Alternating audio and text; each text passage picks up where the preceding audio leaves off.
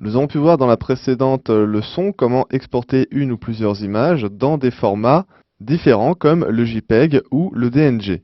Nous allons voir à présent qu'il est possible d'exporter nos différentes images vers un graveur, donc pour les graver sur un CD ou un DVD. Donc pour cela, ce que je vais faire, je vais tout d'abord choisir dans ma galerie, donc directement par la galerie ou alors en passant par le mode grille, je vais choisir un certain nombre d'images que je vais vouloir graver. Donc je vais cliquer par exemple sur la première image et appuyer sur la touche majuscule de mon clavier pour sélectionner les 4 images suivantes. Donc les 4 images qui sont actuellement sélectionnées vont être gravées. Je vais cliquer à présent sur le menu Fichier, puis Exporter. Je me retrouve donc dans le même panneau que tout à l'heure, sauf que cette fois-ci, je vais pouvoir choisir Exporter vers. Donc en cliquant sur le menu déroulant, j'ai soit disque dur, soit CD ou DVD. Donc le disque dur était la partie que nous avons vue précédemment. Et cette fois-ci, le CD-DVD va nous permettre d'exporter donc vers notre graveur. Donc je retrouve grosso modo à peu près les mêmes informations. J'ai la possibilité de renommer mes fichiers. La possibilité donc au niveau de l'option de l'extension de le mettre en minuscule ou en majuscule. Mais j'ai également la possibilité de choisir les paramètres de fichier.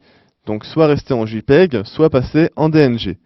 Donc sur ce coup-là, je vais passer plutôt en DNG et rendre mes différentes photos compatibles avec la dernière version de Camera Raw. Je vais pouvoir en dessous choisir d'incorporer ou non le fichier brut. Je vais choisir de ne pas le faire afin de ne pas polluer le fichier d'origine. Je vais pouvoir à présent descendre et m'intéresser à d'autres options, comme le dimensionnement de l'image. Donc actuellement, le dimensionnement est grisé, je ne peux pas l'utiliser.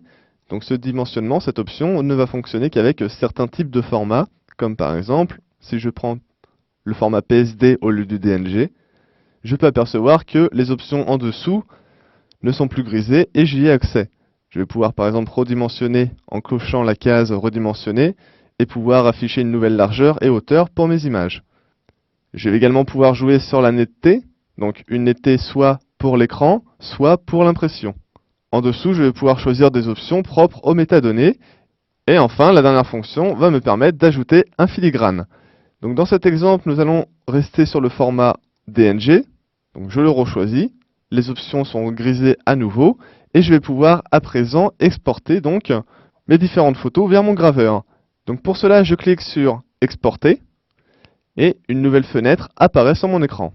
Donc cette fenêtre me dit qu'actuellement mon lecteur graveur DVD est vide, donc je vais devoir ajouter un nouveau DVD vierge à l'intérieur. Donc c'est ce que je vais faire.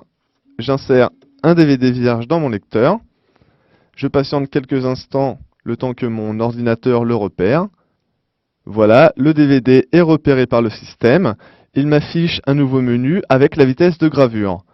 En cliquant sur le menu déroulant, je peux voir différentes options proposées, donc soit utiliser la meilleure vitesse possible, donc la meilleure vitesse de gravure que le logiciel va gérer lui-même, ou en dessous je peux faire la même chose mais de manière manuelle, donc imposer une vitesse de gravure, soit 3x, 4x, jusqu'à 8x. Il est préférable quand même de rester sur la meilleure vitesse possible, c'est le logiciel qui va gérer lui-même, et en dessous je vais pouvoir utiliser donc soit graver pour lancer une gravure, soit éjecter, soit annuler la gravure.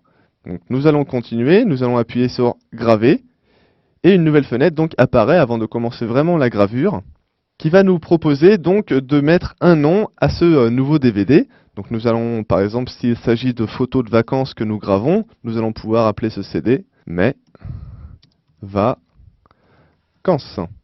Donc voilà, mon DVD a à présent un nom, je vais pouvoir appuyer sur continuer pour lancer la gravure. J'ai également au-dessus une information relative à la place occupée par mes différentes images sur le DVD et la taille maximum qu'il peut supporter. Donc nous voyons ici que j'ai vraiment beaucoup de marge et la gravure va être très rapide. Donc j'appuie sur continuer pour lancer la gravure. Donc j'ai déjà préparé au préalable un DVD avec les différentes images gravées dessus. Donc dans mon cas, je vais appuyer sur annuler la gravure, éjecter mon DVD, puis insérer mon nouveau DVD qui a déjà les photos gravées dessus. Donc, je patiente encore quelques instants le temps que le DVD soit repéré par le système. En attendant, je vais pouvoir réduire ma fenêtre Lightroom, cliquer dans le menu Démarrer, puis Ordinateur. Donc ici, je suis dans l'emplacement où tous mes lecteurs sont affichés. Je patiente quelques instants, le temps que mon lecteur DVD repère donc mon DVD gravé avec les images. Il apparaît ici. Donc je lui avais donné comme nom gravure Lightroom, donc le nom apparaît bien dans le titre. Je double-clique dessus et à l'intérieur, je vois mes 4 images qui sont gravées et qui apparaissent à l'intérieur du disque. Donc je vais pouvoir les afficher d'une autre manière, par exemple en grand, et je les vois donc ici apparaître dans le DVD.